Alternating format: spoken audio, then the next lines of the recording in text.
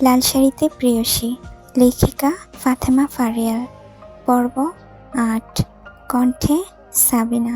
কথাটা শেষ হবার আগেই রিদিতা এক লাফে চেয়ার থেকে নেমে পড়ল। এরপর আর এক মুহূর্ত দেরি না করে দৌড় দিয়ে দরজার দিকে। রিদিতার এমন কাণ্ডে আহাদ হতভম্ব হয়ে দাঁড়িয়ে রইল কিছুক্ষণ। তার মুখ হাঁ হয়ে গেল বিস্ময়ে। সে বুঝতেই পারেনি রিধি এমন কাণ্ড করে যাবে। এক মুহূর্তের পর হঠাৎ করেই জোরে হেসে উঠল, মাথা নেড়ে বলল, এই মেয়েটা একদিন আমাকে হার মানাবে নিশ্চিত। হাসতে হাসতে শার্টের শেষ বোতামটা লাগিয়ে ঘর থেকে বেরিয়ে গেল আহাদ রাজা মেয়ের। অবশেষে কয়েকটা রুম ঘুরে হাঁপাতে হাঁপাতে আহিয়ার রুমে এসে দাঁড়ালো রিধি। বুকের ভেতর যেন ধুকপুক শব্দটা গোটা করিডোরেই শোনা যাচ্ছে। ভিতরে ঢুকতে আহিয়া তড়িঘড়ি করে এগিয়ে এলো, চোখের বিস্ময়, কণ্ঠে দুশ্চিন্তা। কিরে, তুই ঠিক আছিস? এমন হাঁপাচ্ছিস কেন? রিধিতা হাত উঁচু করে হাঁ করে শ্বাস নিতে নিতে বলল, বলতেছি, আগে পানি দে দোস্ত। আহিয়া তাড়াতাড়ি টেবিলে রাখা জগ থেকে এক গ্লাস ঠান্ডা পানি ঢেলে এগিয়ে দিল। রিধি শ্বাস রুদ্ধ করে এক নিঃশ্বাসে পুরোটা খেয়ে নিল। একাধিকবার গভীর নিঃশ্বাস টেনে ধীরে ধীরে স্বাভাবিক হলো। গ্লাসটা টেবিলে রাখতেই হঠাৎ রিধিতা ঝটকা মেরে আহিয়ার দিকে তাকালো। তোদের বাড়ির সবাই এমন অদ্ভুত কেন? আহিয়া ব্রু কুঁচকে অবাক হলো। কেন, কি হয়েছে? বাসায় ঢুকতেই প্রথমে এক অচেনা লোকের সাথে দেখা হলো। এমন অদ্ভুত আচরণ করলো যে মনে হলো আমি যেন চোর বদমাশ। তারপর তোর মা আমাকে একের পর এক প্রশ্ন করতে লাগলো। এক মুহূর্তের জন্য সত্যিই মনে হলো আমি যেন আসামির কাঠগড়ায় দাঁড়িয়ে আছি। তোর মা না কোর্টের বসা অ্যাডভোকেটের হয়ে আমাকে জেরা করছে। আহিয়া পিস পিস করে হেসে বলল, ঠিকই মনে হয়েছে তোর। রিধিতা হতভম্ব হয়ে তাকালো। কি? হ্যাঁ, আমার আম্মু একজন অ্যাডভোকেট আফরোজা শেখ, দেশের নামকরা ক্রিমিনাল লয়ার। রিধিতা চমকে উঠল, মুখ হাঁ হয়ে গেল। আরে বাপরে, আর কি কি বাকি আছে বল? তোর বাবা স্বরাষ্ট্রমন্ত্রী, তোর ভাই আহাদ রাজা মীর, আর কিছু বাকি আছে নাকি? আহি, এভাবে কেন বলছিস? আর কিভাবে বলবো? তুই স্বরাষ্ট্রমন্ত্রী মেয়ে, অথচ এই কয় মাসে আমরা একটুও আন্দাজ করতে পারিনি। আহিয়া নিচু গলায় বলল, কারণ সবাই বাবা আর ভাইয়ের ভয়ে দূরে সরে যায় আমার থেকে।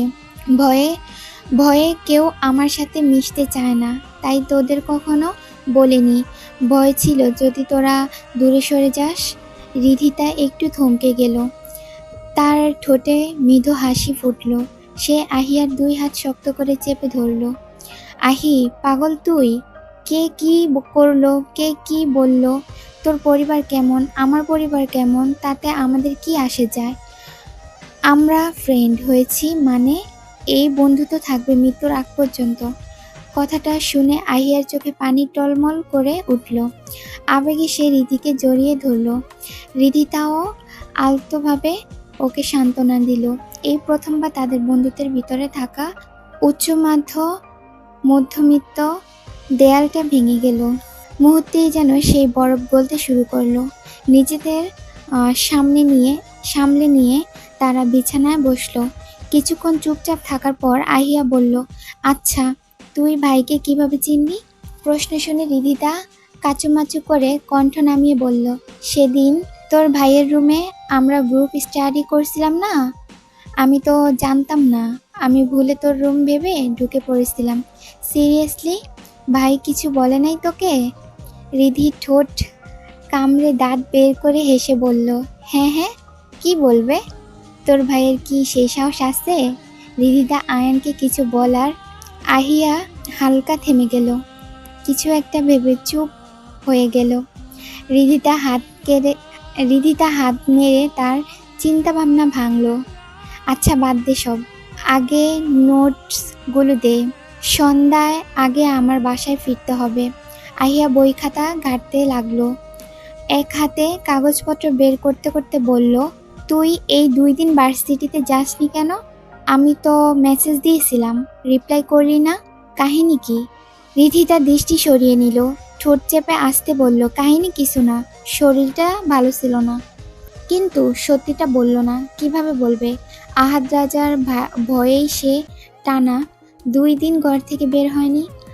আশ্চর্য, আজ আবার তার সামনে এসে পড়তে হলো, তাও আবার আহাদের বেডরুমে।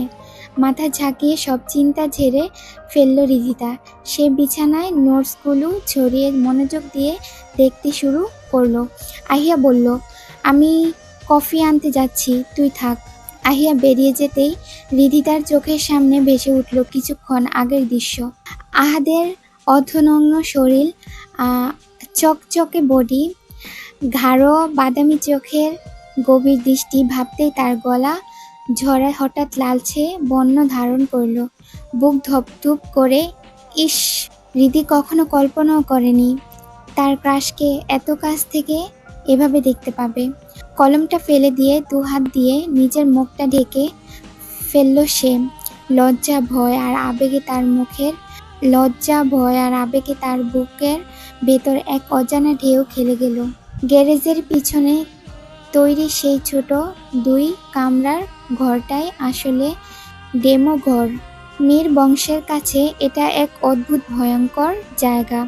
এখানে কখনো রাজনৈতিক আলাপ হয়, কখনো কারোর সাথে বনিবনা না হলে তাকে ডেকে এনে এখানে আহাদ রাজা মীরের ডেমো। আজ সেই ঘরের মাঝখানে পুরনো লোহার চেয়ারে হাত পা বাঁধা অবস্থায় বসে আছে শামীম পদ্মার, পুরান ঢাকার নামকরা দালাল। কারওয়ান বাজারে ফুটপাত থেকে শুরু করে পাইকারি সবজির আড়ত পর্যন্ত তার প্রভাব বিস্তার। কিন্তু সমস্যা হলো, সে কথা দিয়েও কথা রাখেনি। আহাদের সাথে ডিল হয়েছিল সাধারণ ব্যবসায়ীদের উপর সে আর জোর খাটাবে না, কিন্তু সুযোগ পেয়ে আবার পুরনো খেলায় ফিরে গেছে। আজ তার সেই ভুলের মাসুল দিতে হবে। আহাদ রাজা মীর বীর হয়ে পায়ে এগিয়ে এসে, কালো শার্টের 2টো বোতাম খোলা, হাত মোচড় ঘোরানো, চোখে ভয়ঙ্কর দৃষ্টি।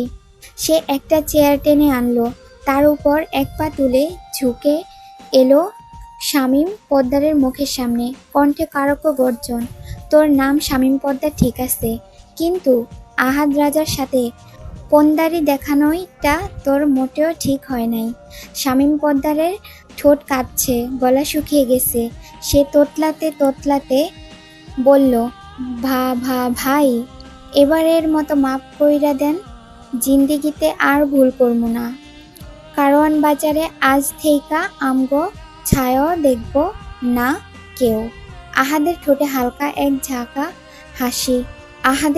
হালকা এক বাঁকা হাসি ফুটল। আহাদ রাজা মীরের কাছে ভুলের কোনো ক্ষমা নাই পদ্মার, তবে তোর কপাল ভালো, আজ আমার মনটা অনেক ফুরফুরে। আমি আজকে মেলা খুশি, তাই তোকে ছোট একটা ডেমো দিয়েই ছেড়ে দেব। এ কথা বলে আহাদ গভীর কণ্ঠে ডাক দিল, শাওন, নাদিম। পাশেই দাঁড়িয়েছিল আসফাক মীর, শাহিন, নাদিম ও শাওন। ডাক শুনে শাওন, নাদিম এগিয়ে এলো। আহাদের হালকা ইশারাতেই তারা শামীম পদ্মারের বাঁধন খুলে দিল। আহাদ পেছনে হেলান দিয়ে বসলো, চোখ রক্তবর্ণ শেয়ালের মতো ঝলসে উঠছে। চল, ওই টুলের উপর উঠে দাঁড়া। আদেশ শোনার সাথে সাথেই শামীম পদ্মার ধপ করে উঠে দাঁড়ালো। হঠাৎ গর্জন করে উঠল আহাদ, 202 বার কান ধরে উঠবোস করবি, একটাও যেন কম না হয়। ভাই, এতবার করলে আমি মইরাই যামু ভাই। আহাদ চোখ বড় বড় করে হুঙ্কার ছাড়ল, শুরু কর, না হলে 200 থেকে বাড়িয়ে দেব কুইক। ভয়ে কাঁপতে কাঁপতে শামীম পদ্মার কান ধরে উঠবোস শুরু করলো। 1, 2, 3। ঘাম ঝরতে শুরু করলো কপাল থেকে। কিছুক্ষণের মধ্যেই তার শ্বাসকষ্ট বেড়ে গেল। আহাদ চেয়ারে হেলান দিয়ে বসে হঠাৎ মুখ বাঁকিয়ে বলল, না, মজা পাচ্ছি না। একটা কাজ কর, তোর লুঙ্গিটা খুলে মাথায় তুলে শুরু কর। ঘরে থাকা সবাই মুখ টিপে হাসল। শাওন এগিয়ে এসে তার লুঙ্গি টানতে গেলেই শামীম 2 হাতে শক্ত করে ধরে চিৎকার দিয়ে বলল, ভাই ভাই, আমি লুঙ্গির নিচে জাইঙ্গা পড়ি নাই ভাই। ছে, এটা কি করলি? ভাগ্যক্রমে যদি তোর লুঙ্গি দক্ষিণ হাওয়ার উল্টাইয়া যায়, তাহলে তো তোর পঙ্গি সোজা বাজারে নিলামে উঠব। সবাই আবার হেসে উঠল। শামীম কাঁদো কাঁদো গলায় বলল, ভাই, পরের বার আর ভুল করবো না। আহাদ হাত নেড়ে বলল, ঠিক আছে, এখন কন্টিনিউ কর। তাছাড়া তোর পক্ষী নিলামে উঠলেও কেউ কিনতে চাইবে না। কথাটা শুনে হাসতে পেটে পড়ল শাহিন নাদিমরা। শামীম পোদ্দার আবার কান ধরে উঠবস শুরু করলো। একসময় শরীর ক্লান্ত হয়ে পড়ল, তার পা কাঁপছে, শ্বাস ছোট হয়ে আসছে, বুক দিয়ে ঘাম ঝরছে নদীর মতো। অবশেষে 202 বার শেষ করে হুঁশ হারাতে হারাতে মেঝেতে পা ছড়িয়ে বসে পড়ল। আহাদ ঠান্ডা চোখে তাকালো আসপাক মীরের দিকে। চাচু, এই লুঙ্গিটা নিয়ে কি যেন একটা গান আছে না?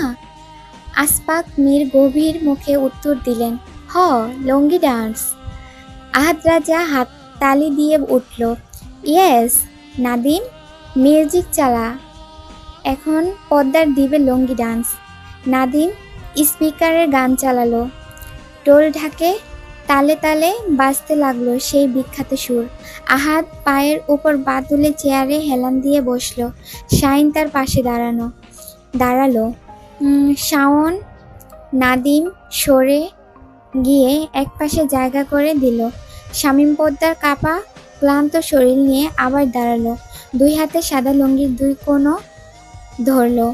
অতঃপর সুরের তালে তালে লজ্জায় ক্লান্তিতে ভয়ে ভয়ে নাচতে শুরু করলো। লুঙ্গি ডান্স, লুঙ্গি ডান্স, লুঙ্গি ডান্স, লুঙ্গি ডান্স। সবাই একসাথে হেসে উঠল।